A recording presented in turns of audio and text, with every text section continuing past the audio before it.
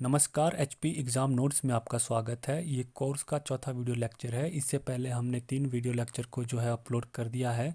अगर आप में से किसी स्टूडेंट के वो वीडियो लेक्चर मिस हो गए हैं तो पहले जाके उनको देख लें, तब जाके आप इस क्लास को अटेंड करें।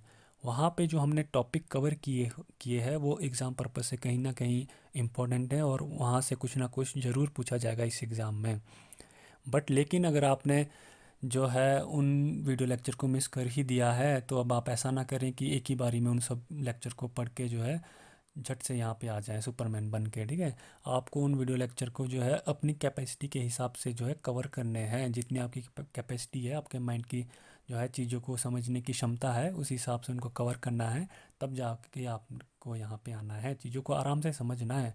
ऐसा नहीं है कि हिमाचल स्टाफ सिलेक्शन कमीशन ने डेट डिक्लेयर भी कर दी है और आपको ज़्यादा ही स्पीड पकड़ लें। ठीक है, अगर आप इस एग्ज़ाम को जो है फर्स्ट अटेम्प्ट में ही क्रैक करना चाहते हैं और ख़ुद को 2021 में जूनियर ऑफिस असिस्टेंट के रूप में देखना चाहते हैं तो आपको मेरे ये जो 3 कॉन्सेप्ट है इनको सीरियसली फॉलो करना है और समझना है कि आपको सक्सेसफुल बनाने के लिए इनका क्या रोल है। आपके आपके लिए इस मतलब इस एग्ज़ाम में इनका क्या रोल है। ठीक है, जो पहला कॉन्सेप्ट है माइंड बॉल कॉन्सेप्ट, इसमें मैंने समझाया था कि जो नॉलेज मैं आपके माइंड में फिल करूँगा उनको आपने उसको जो आपने अपने माइंड में होल्ड करके रखना है, तो उसको बार बार रिवाइज करना है। ठीक है, बार बार रिवाइज करके जो अपने माइंड में होल्ड रखना है। ठीक है, ग्राफ ऑफ स्टडी आपने टाइम के साथ इंक्रीज़ करना है। अगर आप रेगुलरली मेरे वीडियो को फॉलो कर रहे हैं तो जो अब आपकी सीटिंग कैपेसिटी है उसमें आपने 30 मिनट्स ऐड कर देने हैं कंप्यूटर को लेकर। एफर्ट एंड कंसिस्टेंसी आपको रेगुलर मेंटेन करके रखनी है। जो भी वीडियो लेक्चर मैं यहाँ अपलोड कर रहा हूँ उसको देखना है और जो चीज़ें डिफ़िकल्ट लग रही है, एमसीक्यूज़ जो आपको एक बारी में याद नहीं हो रहे हैं, उनको नोट्स कर लेना और उनको बार बार याद करना है। फिर भी अगर कहीं प्रॉब्लम आ रही है तो वीडियो लेक्चर आप रिपीट करके भी देख सकते हैं, उनको आसान बना सकते हैं। शुरू करते हैं।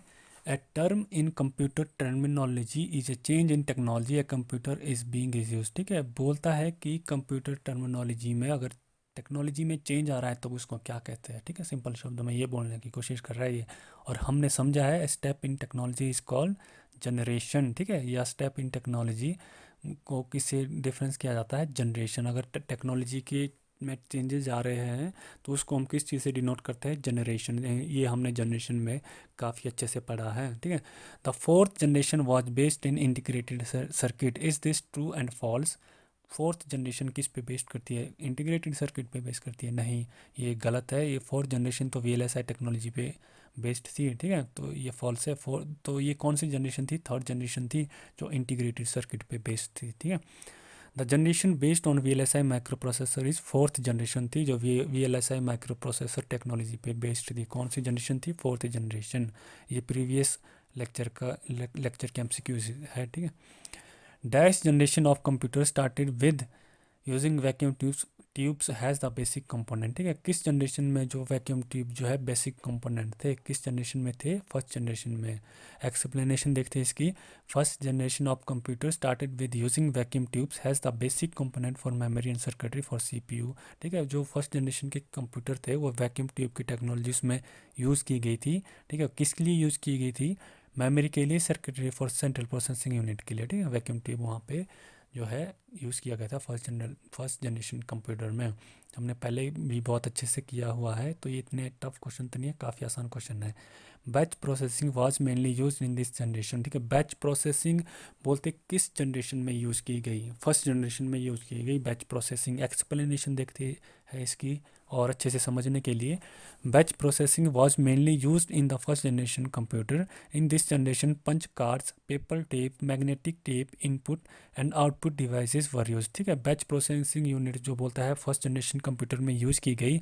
और इन जनरेशन में जो क्या क्या यूज़ किया गया, punch card, paper tape, magnetic tapes, input. ठीक है, यहाँ से एक क्वेश्चन भी पूछते कि पंच कार्ड किस जनरेशन में यूज़ किया गया, तो किस जनरेशन में यूज़ किया गया, फर्स्ट जनरेशन में यूज़ किया गया।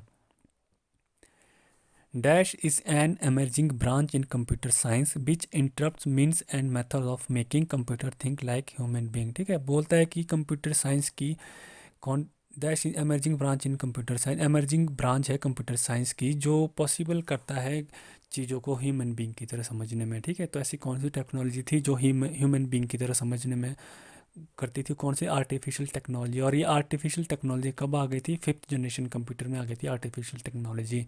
और ये क्या कर सकती है, ये हमारे माइंड को जो है डंप कर सकती है, क्योंकि ये चीज़ों को बहुत आसान बना देती है। इसीलिए देखते हैं, U L S I stand for ultra large scale integration, ठीक है, अल्ट्रा लार्ज स्केल इंटीग्रेशन के लिए। और कौन सी इसमें होती थी यूज, 5th जनरेशन कंप्यूटर में होती थी U L S I. In this generation, time sharing real time networks distributed operating system use was used, ठीक है। 4th जनरेशन में था ये, कौन सी जनरेशन में था, 4th जनरेशन कंप्यूटर में। HLL stand for high level language, ठीक है। एक्सप्लेनेशन देखते हैं हाई लेवल लैंग्वेज की, ठीक है। High level language has language like Fortran in COBOL. High level language isn't in machine language, it convert to machine language for further processing, ठीक है। बोलता है कि हाई लेवल जो लैंग्वेज है, जिसके एग्जांपल है फोर्टन कोबोल, ठीक है, ये बोलता है मशीन लैंग्वेज नहीं है, ठीक है। मशीन लैंग्वेज में इसको कन्वर्ट किया जाता है प्रोसेसिंग के लिए, तब जाके इसे यूज किया जा सकता है कंप्यूटर में।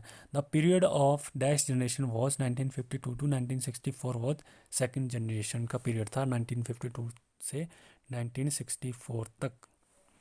विच electronic component are used in second generation computer, कौन से इलेक्ट्रॉनिक कंप्यूटर थे जो सेकंड जनरेशन में यूज़ किए गए थे, ट्रांजिस्टर, ठीक है। Which electronic component are used in third generation computer, integrated circuit. ये काफ़ी इंपॉर्टेंट है, ये क्वेश्चन पूछे जा सकते हैं। Which electronic component are used in 4th generation computer, VLSI micro processor, ये 4th जनरेशन कंप्यूटर में यूज़ था। 3rd जनरेशन में इंटीग्रेटेड सर्किट थे, 2nd जनरेशन में ट्रांजिस्टर थे, 1st जनरेशन में वैक्यूम ट्यूब्स थे। Which electronic component are use in 5th generation computer, ULSI ultra large scale integrated circuit, ठीक है। तो ये 5th जनरेशन में यूज़ किए गए। ENIAC computer belonging to 1st generation computer में था ENIAC computer. VLSI stand for Very Large Scale Integration. Name the computer which is invented in zero मतलब जीरो जनरेशन में जो इन्वेंट किए गए थे। तो अबाकस कंप्यूटर था, वो 5000 साल पहले इन्वेंट किया गया था, तो उस टाइम तो कोई जनरेशन नहीं थी। नेपियर्स बॉन्स था, उस टाइम भी कोई जनरेशन नहीं थी। तो ये एग्जांपल है जीरो जनरेशन कंप्यूटर के। Fortran stand for formula translation, ठीक है। फॉर्टन, इसकी एक्सप्लेनेशन देखते हैं। Fortran formally written in all capital letters, ठीक है। बोलते फॉर्टन को जब भी लिखा जाता है कैपिटल लेटर में लिखा जाता है, इसकी FORTRAN। Fortran is a programming language design for numerical computation and scientific computation. बोलता है कि फॉर्टन एक प्रोग्रामिंग लैंग्वेज थी जिसको न्यूमेरिक कंप्यूटेशन और साइंटिफिक कंप्यूटेशन के लिए डिज़ाइन किया गया था। फर्स्ट इंट्रोड्यूस इन 1954, पहले 1954 में इसको इंट्रोड्यूस किया सबसे पहले। Fortran is the oldest programming language and is still widely use, ठीक है। फॉर्टन जो है ये बोलता है ओल्डेस्ट प्रोग्रामिंग लैंग्वेज है जो अब भी यूज़ की जा रही है। Its application are found in the scientific fields, weather prediction, computational field dynamics and computational physics, ठीक है। बोलते हैं इसकी ये एप्लीकेशन जो है मतलब वेदर प्रिडिक्शन के लिए कि आज बारिश होगी, बर्फ़ गिरेगी या थंडरस्टॉर्म जो भी होगा, उसके लिए इसको यूज़ किया जाता है, ठीक। कंप्यूटेशनल फ्लूइड डायनामिक्स में भी इसको यूज़ किया जाता है और कंप्यूटेशनल फिजिक्स में भी इसको यूज़ किया जा सकता है। Dash used as a programming language in first generation computer. Machine language जो है प्रोग्रामिंग लैंग्वेज थी जो फर्स्ट जनरेशन कंप्यूटर में यूज़ की जाती थी। Which of the following is first generation computer? ENIAC is the first generation computer. Name the second generation computer. IBM 1620 is second generation computer. Name the third generation computer. IBM 360 series is third generation computer. Name the fourth generation computer. Star 1000 is fourth generation computer. ठीक है। यहाँ पे जो ये question है ये आसान लग सकता है क्योंकि इनके साथ में जो है 3 ऑप्शन और नहीं दिए हैं। एग्ज़ाम जब आप एग्ज़ाम करने बैठेंगे तो उसके साथ 3 ऑप्शन और दिए होंगे तो आप कंफ्यूज हो सकते हैं।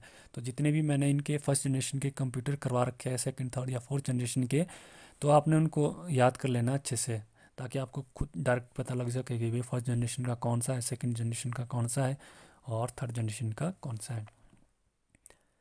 आज का जो टॉपिक है आर्किटेक्चर ऑफ कंप्यूटर सिस्टम। आज हम बात करेंगे आर्किटेक्चर की कंप्यूटर में कि कंप्यूटर का मतलब कौन कौन से कंपोनेंट है कंप्यूटर सिस्टम में। Computer is an electronic machine, ठीक है भाई, that's make performing any task very easy, ठीक है, ये टास्क को बहुत आसानी से परफॉर्म करती है। In computer the CPU execute each instruction provided to it, ठीक है, in a series of step, this series of step is called machine cycle. ठीक है, बोलता है कि कंप्यूटर में जो सीपीयू है वो जो भी इंस्ट्रक्शन उसे प्रोवाइड की जाती है वो सीरीज में उसको एग्जीक्यूट करता है, और इस स्टेप ऑफ सीरीज को क्या बोलते हैं, मशीन साइकिल। मशीन साइकिल आपको समझ आ गया होगा। ठीक है, सीपीयू का वर्क क्या है ये समझ आ गया। बोलते जो भी कंप्यूटर में इंस्ट्रक्शन प्रोवाइड करवाई जाती है वो सीपीयू एग्जीक्यूट करता है, और सीरीज में मतलब अगर आप कोई इंस्ट्रक्शन पहले दे रहे तो उसको पहले एग्जीक्यूट करेगा, बाद में दे रहे तो उसको बाद में एग्जीक्यूट करेगा। ऐसा नहीं कि जो बाद की इंस्ट्रक्शन है उसको पहले एग्जीक्यूट करेगा। ठीक है, इस प्रोसेस को क्या बोलते हैं, मशीन साइकिल बोलते हैं। And is repeated for each instruction, one machine cycle involves. ठीक है, और ये जो है बोलते हैं हर इंस्ट्रक्शन के लिए रिपीट किया जाता है, और एक मशीन साइकिल में जो स्टेप इंक्लूडिंग है वो है फैचिंग of instruction, decoding the instruction, transforming the data and executed the instruction. ठीक है, पहले इंस्ट्रक्शन को फैच करेगा, फिर डिकोड करेगा, फिर ट्रांसफ़र करेगा, और फिर एग्जीक्यूट करेगा इंस्ट्रक्शन को। तो ये कहाँ पे सारे प्रोसेस कहाँ पे चल रहे हैं, सीपीयू में चल रहे हैं। Computer system has five basic units that help the computer to perform operation which are given below. Input unit, पाँच बेसिक यूनिट है कंप्यूटर सिस्टम की जो यहाँ पे हम नीचे डिस्कस करेंगे अभी। Input unit, output unit, storage unit, arithmetic logic unit and control unit. ये 5 यूनिट है कंप्यूटर सिस्टम की। ये डायग्राम है और कंप्यूटर का ब्लॉक डायग्राम है कंप्यूटर का। इसको देखते हैं, ये जो यहाँ पे इनपुट है, यहाँ से इनपुट एंटर करेंगे हम, चाहे हम माउस से एंटर कर रहे हैं या कीबोर्ड से एंटर कर रहे हैं, तो वो इनपुट पहले स्टोरेज यूनिट में जाएगी। ठीक है, वो स्टोरेज यूनिट में जाएगी तो वो हम इनपुट को वहाँ पे स्टोर कर देंगे। ठीक है, इनपुट का जो हम डाटा दे रहा है वो यहाँ पे स्टोर हो जाएगा। ठीक है, फिर दूसरे इसमें अर्थमेटिक लॉजिक यूनिट में भी वो जा सकती है, जाएगी। ठीक है, अर्थमेटिक लॉजिक यूनिट में भी जाएगी, और यहाँ पे जो भी ऑपरेशन एग्जीक्यूटिंग प्रोसेस होता होगा वो एग्जीक्यूट प्रोसेस करेगी। कंट्रोल यूनिट में जाएगी, उस प्रोसेस को कंट्रोल करेंगे, और जब इस प्रोसेस को कंट्रोल करेगी तो वापस स्टोरेज यूनिट से जो सीधा आउटपुट में जाएगी। वहाँ पे तो स्टोरेज रहेगी वो, तो स्टोरेज यूनिट से जाकर सीधा कहाँ जाएगी, आउटपुट में जाएगी। ये डायरेक्टली यहाँ से आउटपुट भी जा सकती है अगर उसे स्टोरेज की, मतलब अगर हम उसे फर्दर यूज़ नहीं करेंगे स्टोरेज के लिए तो डायरेक्टली भी ये जा सकती है। अब इसको हम अच्छे से जो है इसके आगे समझेंगे, इसको अच्छे से आगे समझेंगे। बस ये छोटा सा डायग्राम है, इतना टफ भी नहीं है। Input unit connect the external environment with internal computer system. ठीक है, जो बोलते हैं इनपुट यूनिट है वो एक्सटर्नल एनवायरनमेंट को जो है इंटरनल एनवायरनमेंट के साथ कनेक्ट करेगी। ठीक है, अगर आप मान लो कोई डाटा जो है बाहर से, मतलब कोई डाटा दे रहे कीबोर्ड से, तो वो एक्सटर्नल डाटा हुआ ना, हम इसको या किसी डिवाइस से इसमें दे रहे हैं तो एक्सटर्नल डाटा हुआ ना। माइक्रोफोन से अगर आप कुछ बोल रहे हैं तो कंप्यूटर उसको स्टोर कर रहा है, तो माइक्रोफोन क्या हुआ, इनपुट डिवाइस हुआ, और ये कहाँ उस डाटा को दे रहा है, एक्सटर्नल स्टोरेज में दे रहा है, एक्सटर्नल स्टोरेज में दे रहा है, एक्सटर्नल सिस्टम एनवायरनमेंट में दे रहा है। ये मतलब कंप्यूटर के एक्सटर्नल एनवायरनमेंट का डाटा जो है इंटरनल एनवायरनमेंट में दे रहा है कंप्यूटर के। It provide data and instruction to the computer system. ये बोलते डाटा और इंस्ट्रक्शन प्रोवाइड करता है कंप्यूटर सिस्टम में कौन सा, input unit. Commonly used input device are keyboard, mouse, magnetic tape. ठीक है, ये कॉमनली यूज़ की जाता है इनपुट डिवाइसेस। ठीक है, मैग्नेटिक टेप, माइक्रोफोन भी इनपुट डिवाइसेस है। Input unit perform following task, accept the data and instruction from the outside environment. ये डाटा को और इंस्ट्रक्शन को जो है आउटसाइड एनवायरनमेंट से एक्सेप्ट करता है। Convert it into machine language, फिर इसको मशीन लैंग्वेज में कन्वर्ट करता है। Supply the converted data to the computer system, और जो ये जो डाटा कन्वर्टेड डाटा है उसको जो है कंप्यूटर सिस्टम में देता है। ठीक है, सप्लाई करता है। तो मान लो बात, हम माइक्रोफोन से अगर मैं यूज़ कर रहा हूँ, कुछ बोल रहा हूँ, तो पहले उसको जो है मशीन डाटा में कन्वर्ट करेगा, मशीन लैंग्वेज में कन्वर्ट करेगा वो जो है वो स्पीच जो भी मैं बोल रहा हूँ, फिर उसको जो कंप्यूटर में स्टोर करेगा। तो ये एक्सटर्नल एनवायरनमेंट का डाटा था जो इंटरनल एनवायरनमेंट में जो है डाला गया है। बस यही कहने का मतलब है इनपुट यूनिट में। आ गया होगा समझ, इतना टफ भी नहीं है। Output unit, it connect the internal system of computer to the external environment. ठीक है, तो बोलता है कि जो आउटपुट यूनिट का मेनली वर्क है वो इंटरनल सिस्टम को जो है एक्सटर्नल एनवायरनमेंट के साथ कनेक्ट करना है। It provide the result of any computation और instruction to the outside world. ठीक है, जो रिजल्ट है कंप्यूटेशन के बाद जो रिजल्ट निकला है या कोई इंस्ट्रक्शन है उसको आउटसाइड वर्ल्ड में जो है कनेक्ट करती है। Output unit. मान लो बात कि आपने कोई अपना फ़ोटो प्रिंट करवाना है, तो पहले उसको कंप्यूटर के इंटरनल मेमोरी में सेव करना पड़ेगा ना, तब जाके हम उसकी प्रिंट में कमांड दे के प्रिंट आउट निकलवा सकते हैं। Storage unit, this unit hold the data and instruction, ये जो यूनिट है डेटा और इंस्ट्रक्शन को होल्ड करती है। It also store the intermediate result before these are sent to the output devices. ठीक है, ये इंटरमीडिएट रिजल्ट को भी बोलते पहले स्टोर करती है, तब जाके ये आउटपुट डिवाइसेस को उसको सेंड करती है। It also store the data for later use, और बाद में अगर फ्यूचर में हमने कभी उसको यूज़ करना है तो भी डेटा जो है स्टोर करके रखती है अपने पास। The storage unit of computer system can be divided into two categories. Storage unit को बोलते हैं दो कैटेगरीज में डिवाइड किया जाता है कंप्यूटर सिस्टम में, प्राइमरी स्टोरेज और सेकेंडरी स्टोरेज। स्टोरेज का जो है हम इसको एक अलग से टॉपिक करेंगे, ये काफ़ी इंपॉर्टेंट है, तो इसे एक अलग से टॉपिक करेंगे। अभी इसको ऐसे ही समझ लेते हैं थोड़ा बहुत आर्किटेक्चर में। Primary storage, this memory is use to store the data which is being currently executed. जो डाटा करंटली एग्जीक्यूटेड किया जा रहा है उसको हम प्राइमरी मेमोरी में स्टोर करते हैं। It is use for temporary storage of data, इसे टेम्परेरी स्टोरेज ऑफ डाटा भी use, temporary storage of data के लिए यूज़ करते हैं, और इसे टेम्परेरी स्टोरेज मेमोरी भी कहते हैं। The data is lost when the computer is switch off, अगर कंप्यूटर स्विच ऑफ हो गया तो डाटा जो अपने आप लॉस्ट हो जाएगा। RAM is as primary storage memory. ठीक है, रैम जो है एक एग्जांपल भी है प्राइमरी स्टोरेज मेमोरी का। जब हम एक अलग से मेमोरी पे जो लेक्चर करेंगे उसमें हम इनको और अच्छे से समझेंगे। Secondary storage, the secondary memory is slower and cheaper than the primary memory, it use to permanent storage of data. ठीक है, जो सेकेंडरी मेमोरी है बोलते हैं वो स्लोअर होती है प्राइमरी मेमोरी से, और सस्ती भी होती है प्राइमरी मेमोरी के कंपैरिजन में। और जो जो हम डाटा इसमें जो है हम परमानेंटली भी डाटा को स्टोर कर सकते हैं। Commonly use secondary memory devices are hard disk, C D etcetera. ठीक है, जो commonly used secondary memory devices जो यूज़ किए जाते हैं वो हार्ड डिस्क और सी डी है। डीवीडी भी हो सकते हैं, और भी एग्जांपल है। Arithmetic logic unit, all the calculation are perform in arithmetic logic unit of the computer system. ठीक है, जितने भी कैलकुलेशन जो परफॉर्म किए जाते हैं वो अर्थमेटिक लॉजिक यूनिट में किए जाते हैं कंप्यूटर सिस्टम में। The ALU can perform basic operation such as addition, subtraction, division, multiplication etcetera. ठीक है, ALU जो बोलता है बेसिक और ऑपरेशन को परफॉर्म करता है, एडिशन, सब्सट्रैक्शन, मल्टीप्लिकेशन एटसेट्रा को। Whenever calculation are required the control unit transfer the data from the storage unit to ALU। जब भी बोलते कैलकुलेशन की रिक्वायरमेंट रहती है तो कंट्रोल यूनिट जो है डाटा को ट्रांसफ़र करता है स्टोरेज यूनिट से अर्थमेटिक लॉजिक यूनिट में। When the operation are done the result is transfer back to the storage unit. जब बोलते हैं ऑपरेशन हो जाता है तब रिजल्ट को जो है वापस स्टोरेज यूनिट में जो है डाल दिया जाता है फर्दर यूज़ करने के लिए। तो ये ALU का वर्क है। Control unit, it control all other units of the computer, बोलते जितने भी कंप्यूटर की यूनिट्स है ये कंट्रोल यूनिट ही कंट्रोल करता है। It control the flow of data and instruction from the storage unit to ALU। ठीक है, तो ये फ्लो ऑफ डाटा जो स्टोरेज यूनिट से ALU में जाती है उसको कंट्रोल करता है। ऐसा नहीं कि सीरीज में डाटा ट्रांसफ़र करेगा ना, ऐसा नहीं है कि जो पहले दिया उसको पहले भेजेगा, जो लास्ट में दिया उसको लास्ट में भेजेगा, ऐसा नहीं लास्ट वाला पहले भेज देगा। बस यही कहने का मतलब इसका। दस इट आल्सो नोन है central nervous system of the computer, तो इसलिए बोलते हैं इसको central nervous system of computer भी कहा जाता है। CPU, it is central processing unit of the computer. CPU stand for central processing unit, और ये सेंट्रल प्रोसेसिंग यूनिट है बोलते कंप्यूटर की। The control unit and ALU are together known है CPU। जो कंट्रोल यूनिट है और अर्थमेटिक लॉजिक यूनिट है उसको अगर हम मिला दें तो हम उसको CPU बोलते हैं। CPU is the brain of computer system, ये ब्रेन है कंप्यूटर सिस्टम का, ये इंपॉर्टेंट है, यहाँ से क्वेश्चन भी बनता है। It perform following task, it perform all operations, it takes all decision, it control all the unit of computer. ठीक है, इट परफॉर्म ऑल ऑपरेशन, सारे जो ऑपरेशन परफॉर्म करता है वो CPU में ही परफॉर्म होते हैं।